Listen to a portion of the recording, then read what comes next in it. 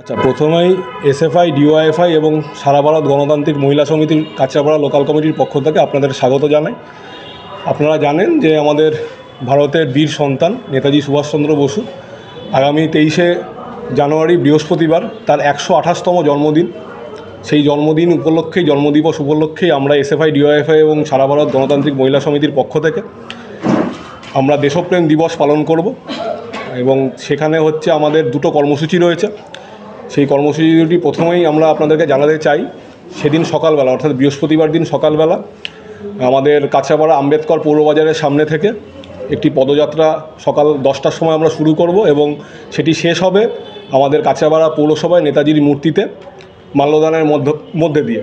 এবং সেদিনই সন্ধেবেলায় 6টার সময় কাঁচরাপাড়া গান্ধী মোড়ে বিখ্যাত চিত্র পরিচালক শ্যাম বেনেগাল তার নেতাজির জীবন এবং কর্মকাণ্ড নিয়ে একটি বিখ্যাত চলচ্চিত্র বোস দ্য ফরগটেন হিরো, তার কিছু অংশ আমরা জনসাধারণের সামনে বড় স্ক্রিনে আমরা প্রস্তুত করব এবং তাদের সামনে আমরা উপস্থাপিত করব সেটা নেতাজির জীবন, তার কর্মকাণ্ড, তার ভারতের হয়ে স্বাধীনতা যুদ্ধের কী অবদান ইত্যাদি আমরা সেটা তুলে ধরব। এই দুটি কর্মসূচি আমাদের রয়েছে আগামী 23 তারিখ বৃহস্পতিবার এসএফআই, ডিওএফআই এবং এআইডিও অর্থাৎ সারা ভারত গণতান্ত্রিক মহিলা সমিতির কাঁচরাপাড়া লোকাল কমিটির পক্ষ থেকে আমরা দেশপ্রেম দিবস পালন করছি। এই দুটি কর্মসূচি আমাদের রয়েছে। না দেখুন, এখানে প্রতিবাদ বলে আমরা এসএফআই, ডিওএফআই, আইডোয়া বা বামপন্থী বিভিন্ন গণসংগঠনগুলি আমরা যারা আছি, আমরা এই তৃণমূল এবং বিজেপি সরকারের বিরুদ্ধে সারা বছরই আমরা রাস্তায় থাকি, সারা বছরই তাদের দুর্নীতির বিরুদ্ধে আমরা প্রতিবাদে থাকি। নেতাজির সম্বন্ধে তো আলাদা করে আর কিছু বলার নেই। আমরা নেতাজির প্রতি শ্রদ্ধা জানাবো। সেদিন সকালবেলা আমরা মিছিল করব, পদযাত্রার মাধ্যমে তার মূর্তিতে মাল্যদানের মাধ্যমে আমরা সেদিন শ্রদ্ধা জানাবো সকালবেলা, এবং বিকেলবেলা জনসাধারণের সামনে নেতাজির কী অবদান আমাদের দেশের স্বাধীন হওয়ার প্রশ্নে কিংবা দেশের ধর্মনিরপেক্ষতা বজায় রাখার প্রশ্নে, নেতাজির যে আইএনএ ইন্ডিয়ান ন্যাশনাল আর্মি ছিল সেই আর্মির ধর্মনিরপেক্ষ চরিত্র আমরা ইত্যাদিগুলো ফুটিয়ে তুলব। আমাদের দেশের সামগ্রিক যা পরিস্থিতি এখন, তাতে করে দাঁড়িয়ে ধর্মের বিভাজনের বিষ বাষ্প সারা দেশে ছড়িয়ে পড়েছে, তার বিরুদ্ধে দাঁড়িয়ে নেতাজি ঠিক কীভাবে তার সেনাবাহিনী গঠন করেছিলেন, কিভাবে তিনি দেশের রূপরেখা তৈরি করতে চেয়েছিলেন, আমরা এগুলো তুলে ধরার চেষ্টা করব কাঁচরাপাড়া জনসাধারণের মধ্যে।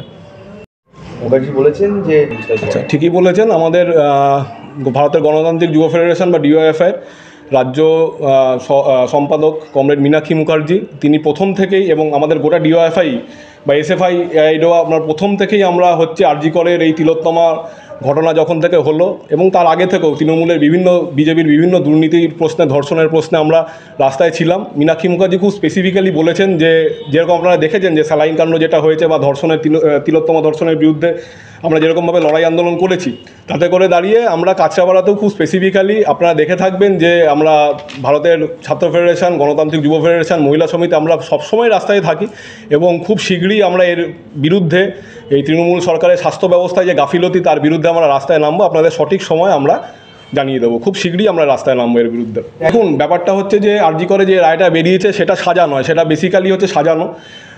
যে যাকে শাস্তি পেয়েছে তার সে তো অবশ্যই শাস্তিযোগ্য, কিন্তু তার বাইরে দাঁড়িয়েও আমরা মনে করি, আমাদের সংগঠন মনে করে যে আরও অনেক রাঘব বোয়ালরা যারা ছিল তারা বেসিক্যালি ছাড়া পেয়ে গেল মমতা ব্যানার্জির বদান্যতায়, এবং মমতা ব্যানার্জির সাথে নরেন্দ্র মোদীর সেটিং, দিদি মোদীর সেটিংয়ে, সিবিআইয়ের সেটিংয়ে তারা ছাড়া পেয়ে গেল এবং কোর্ট তাদেরকে শাস্তি দিল না। মানুষ এদেরকে শাস্তি দেবে। এসএফআই, ডিওএফআই, মহিলা সমিতি এবং অন্যান্য বামপন্থী ছাত্র যুব মহিলা সংগঠন, গণ আন্দোলন যারা আমরা করছি, লাল ঝান্ডা আমরা যারা ধরি, শ্বেত পতাকা আমরা যারা ধরি, আমরা মানুষের কাছে যাব এবং মানুষ আমাদের পাশে থাকবেন। তাদের শাস্তির দাবিতে আমরা রাস্তায় নামবো, আশা রাখি।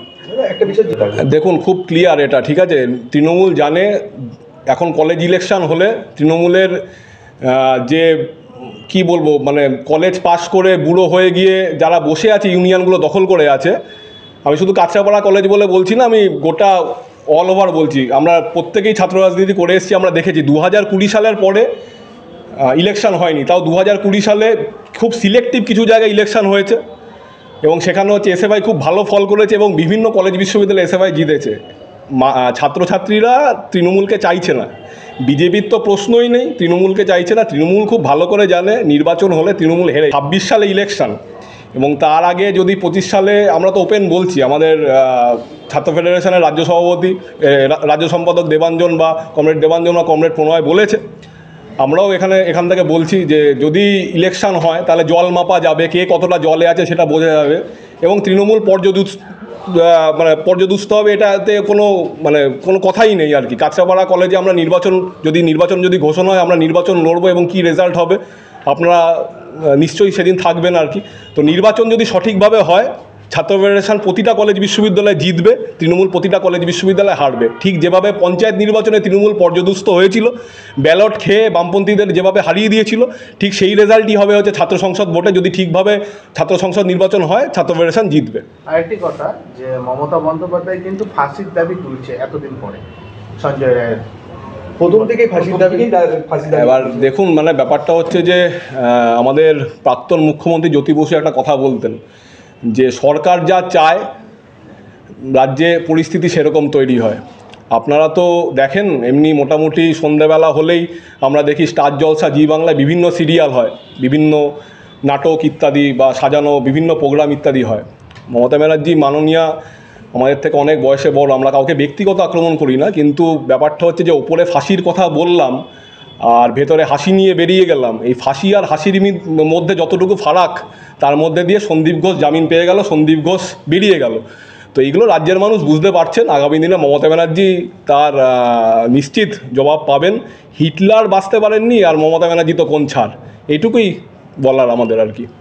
দেখুন, এখন ব্যাপারটা হচ্ছে যে আমরা দেখেছি যে নেতাজির মতো একজন বিপ্লবীর কর্মকাণ্ড এবং জীবন নিয়ে আমরা এই 2-1 বছরের মধ্যে আগেই আপনারা দেখে থাকবেন যে ভিক্টোরিয়া মেমোরিয়ালে রাজ্য সরকার এবং কেন্দ্র সরকারের যে শিশুসুলভ বিশৃঙ্খলাতে আমরা প্রত্যক্ষ করেছি। আমাদের কিছু বলার নেই, আমাদের লজ্জা লাগে।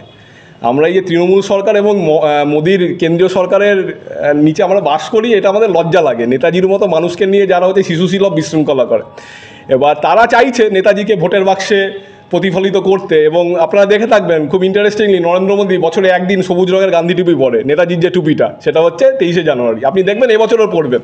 তো এইগুলো যে ভোটের খেলা, এগুলো যে নির্বাচনী পলিটিক্স, এগুলো মানুষ বুঝতে পারছে। বামপন্থীরা প্রথম থেকেই নেতাজির যে জীবনাদর্শ এবং তাতে করে দাঁড়িয়ে নেতাজির যে লড়াই, সেই সংগ্রামে আমরা মানুষের সাথে ছিলাম, মানুষের কাছে আমরা নিয়ে গেছি। আমরা এবছরও যাব, আমরা মানুষের কাছে আমাদের কথা নিয়ে যাব, বাকিটা রাস্তায় আমরা দেখবো আর কি, আমরা মোকাবিলা করব, আমরা মতাদর্শগত সংগ্রামে অবতীর্ণ হব তৃণমূল RSSের বিরুদ্ধে, বিজেপির বিরুদ্ধে, এইটুকুই। আমাদের কাঁচরাপাড়া পৌরসভা থেকে শুরু করে বা আমাদের এই বীজপুর বিধানসভা, এই অঞ্চলে বিভিন্ন রকম যে দুর্নীতির বাতাবরণ ছড়িয়ে পড়েছে। আপনারা দেখেছেন ব্যারাকপুর লোকসভার অন্তর্গত বীজপুর বিধানসভা। তো তাতে করে দাঁড়িয়ে আমরা বামপন্থীরা রেগুলারই রাস্তায় আছি। আপনারা দেখে থাকবেন যে প্রতি সপ্তাহেই আমরা রেগুলার বিভিন্ন ইস্যুতে, ইলেকট্রিক থেকে শুরু করে বিভিন্ন জনজীবনের বিভিন্ন সমস্যার বিরুদ্ধে আমরা লড়াই করি, রাস্তায় থাকি। আমরা আগামী দিনেও মানুষের সাধারণ সমস্যা নিয়ে, দ্রব্যমূল্য বৃদ্ধি থেকে শুরু করে পেট্রোল ডিজেলের দাম বৃদ্ধি থেকে শুরু করে আমরা আরও বিভিন্ন সমস্যা নিয়ে আমরা রাস্তায় থাকবো। আমরা মানুষের সমস্যা নিরসনে তাদের পাশে থাকার চেষ্টা করব। কেন্দ্রীয় সরকার এবং তৃণমূল সরকারের দুর্নীতির বিরুদ্ধে আমরা রাস্তায় থাকবো, এইটুকুই আমাদের বলার আর কি।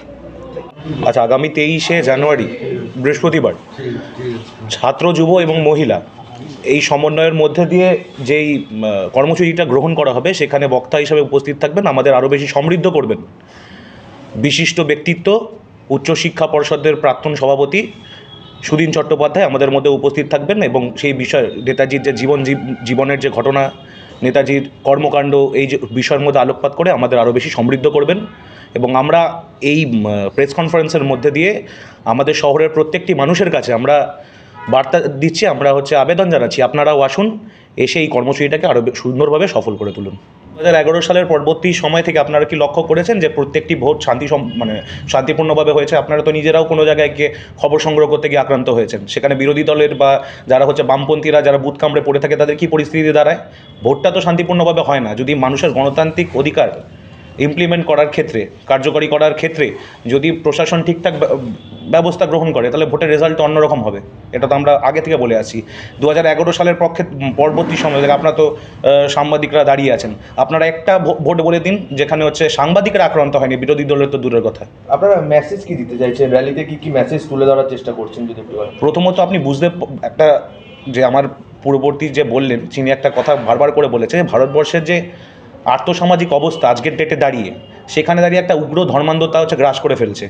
সেই জায়গায় দাঁড়িয়ে নেতাজির জীবন জীবিকা এবং নেতাজির যে কর্মকাণ্ড সেটা কিন্তু সারা জীবন কিন্তু ধর্মনিরপেক্ষতার প্রতীক হয়ে দাঁড়িয়েছিল। এবং এই ধর্মনিরপেক্ষতা একটা সময় গিয়ে দাঁড়িয়ে এই যারা হচ্ছে আজকে যেটা দাঁড়িয়ে উগ্র ধর্মান্ধতার বাতাবরণ ছড়াচ্ছে তাদেরকে কিন্তু নেতাজি একটা মানে স্বল্প বাক্যে বলা হতো, মানে বলতেন হচ্ছে parasites of the social structure, মানে এরা হচ্ছে সামাজিক পরিকাঠামোর কীট, মানুষের মধ্যে বিভাজন করে মানুষের যে সামাজিক চরিত্র সেটাকে ক্ষুণ্ণ করে দেবে। এখানে শহরের ছাত্রদের, স্কুল ছাত্র, স্কুল পড়ুয়া, কলেজের, আমরা তো ব্যক্তিগতভাবে আমরা আবেদন জানাবোই, আপনাদের এই ক্যামেরার মাধ্যমে আমরা আবেদন জানাচ্ছি, নেতাজিকে নিয়ে কোনো রকম বিভাজন, নেতাজিকে নিয়ে কোনো রকম দলীয় কাঠামো হতে হবে। নেতাজি সবার, বাঙালি তথা ভারতবাসীদের সবার। তো নেতাজিকে নিয়ে কোনো রকম বিভাজন মানা যায় না। আমাদের কাছে যেটা চেতনা, যেটা আমাদের কাছে পাথেয়, সেটা হচ্ছে নেতাজির আদর্শ, এবং নেতাজির আদর্শকে আমরা সামনে রেখেই কিন্তু এই কর্মসূচিটাকে সংগঠিত করব।